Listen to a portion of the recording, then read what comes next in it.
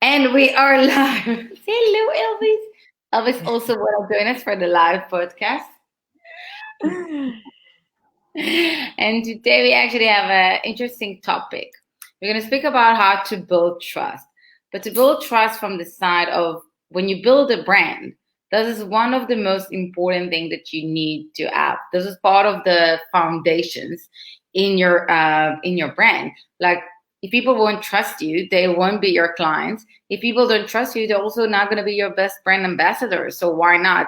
Why not? Why letting it go? And especially if you work on organic marketing, that's everything. That's all about building trust, creating connection, and gaining their trust. So we're going to give you 6 tips on how you actually can build trust. So that's for today. And by the way, you can also share with us in the comments what do you resonate with, what works for you. You can just let us know. So we're going to start with the first one. It's all about creating the relationship. It's when you want to build trust, you need people to connect with you. People buy from people. If they don't feel any type of connection, you're not building a type of relationship that's actually beneficial for both sides. That you learning, they're learning, there's something working there. They're not going to trust you. If they feel that something there, it's not right, that you're not getting to the point that you have something going on between the two of you, people won't trust you. They won't trust your brand. So something that comes into my mind is like on LinkedIn, it happens quite a bit. A little bit on Instagram, a little bit on Facebook, a little bit on WhatsApp, where I will have people who I know or I don't really know, and they will just send me when they're doing their, I don't know, they've got some offering of something. So they're trying, and what they're trying to do is sell me something. So there's no mutual benefit here at all. They're trying to sell me something. Maybe we've met, maybe we haven't, and they're hoping that through that one message, I'm going to become their client. So for people who do that to me, don't do that, because we're not mutually getting. So do not do that, please, because you're not going to get me as a client. And I think it's a good point, because what they do, they don't try to build a relationship with you. All they do is just to try sell you in your face, and people don't like it. Most people don't. We don't like it. Me, myself, and I, we don't like it. The next one is respecting their time. And I think the thing about time is so interesting, because time is something that from people who are working in the space, they really value time and they respect time. And yet when in the mentoring side, from say yes perspective with your mentee, you're dealing with people between 14, 24, and you can have a whole mentoring session around time management and how to manage your time better. So yes, I think time can be a big flag for people if you're not respected, you don't feel respected if your time's not being taken into account. Yeah. And as well, like if you have an appointment with someone, get there in time, get there even before time, prepare yourself. That's how you build that trust. Because if not, it looks to you like very disrespectful for the time. It's like they can wait for you, but like what's going on there? So people won't trust. So I would not recommend it. The other thing with that is, for me, my turnaround time is very fast. So if somebody sends me an email, or like a client of mine sends me something, I will get back to them immediately if I can with the response. Otherwise, I'll say, I'll get back to you within the next hour.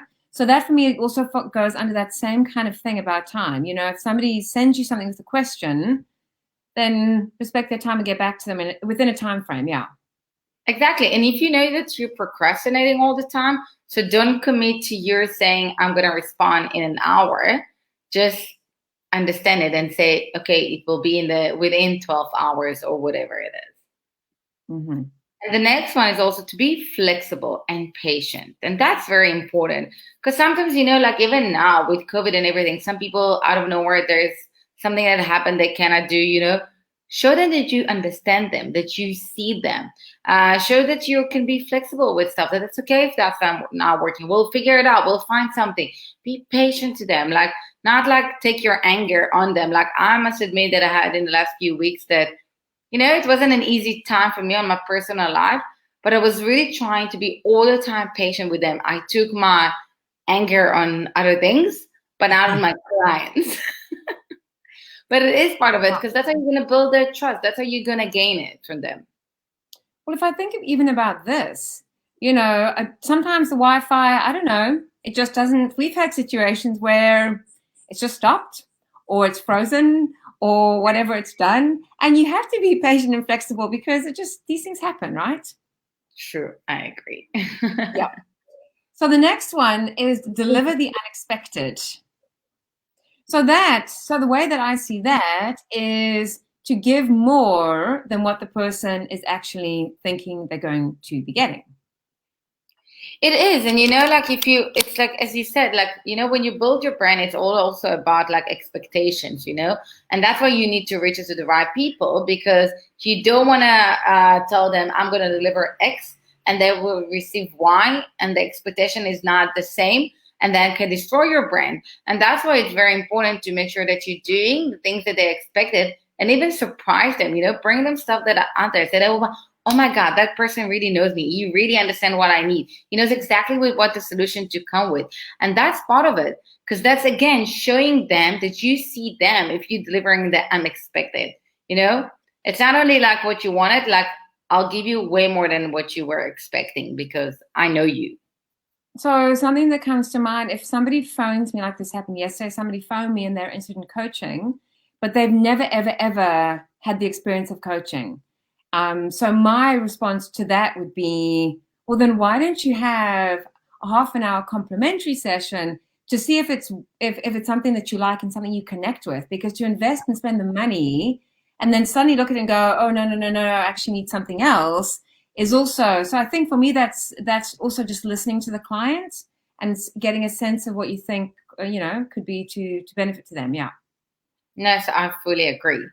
And the next one, and something super important, we keep on repeating, is just be yourself. Let them get to know you. If I know you, if I know your story, like everything behind you, as per the limit of what you're willing to share, then I can trust you because I know what you're talking about. If you're also trying to come from the coaching side, but I know that you can understand me, that it's not just the theoretical side, you can actually understand me. You can understand certain stuff. You can come, that's a connection. And that's what trying. And that's like something that's super important because people buy from people. And if I feel a certain connection to you, if you know yourself and that's what you put out there, you're just being true to yourself, it's going to be easier for me to connect with you, to build a relationship with you, and basically to trust you. Yep. No, I agree on that.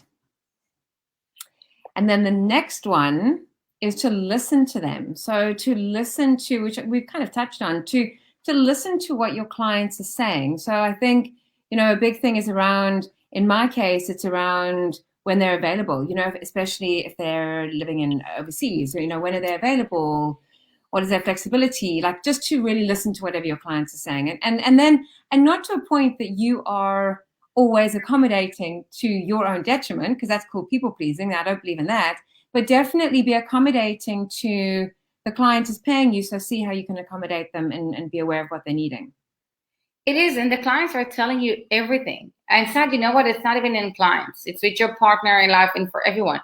People are telling you stuff. So just listen to them. By you listening to them and then acting accordingly, as per your limits, they can understand and they know that they can trust you because you actually see them. And that's super important. And that's why I think it's an important topic, because it's not only for your business side, but it's also good for your personal life, how to build trust with people, how to build trust for your potential clients, how to convert them, how to get them to stay there with you for the long run. Even if they won't get your service more than once, because they don't need it more than once, but they will also going to be your best brand ambassadors. And that's something that you don't want to skip. And that's why it's super important. And before we also going to sum it all up, please feel free to share with us how you build trust with your partners, in your business, with your clients. And on Friday, we're going to see you at 11 o'clock on the personal development, and every Tuesday, it's on marketing.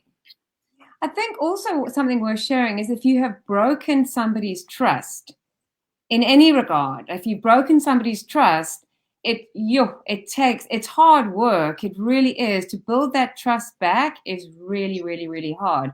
So if you have done that, and you found a way to build the trust back, well, what have you done? How have you managed to do that? Because that's really hard.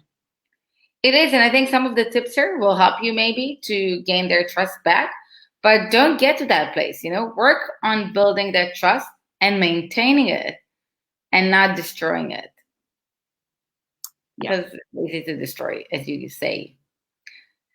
So if we're just going to sum it all up, so the first one is to create relationships, build relationships that both sides can benefit from them.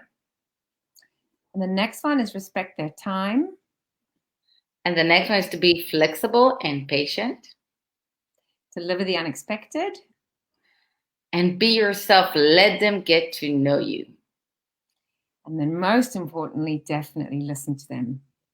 Absolutely. Super important. So we really hope that we help you and we give you some tips that can help you to build a trust and work on it. Seriously, work on it. Don't forget, Rome wasn't built in a day, but it can take a few seconds to destroy it.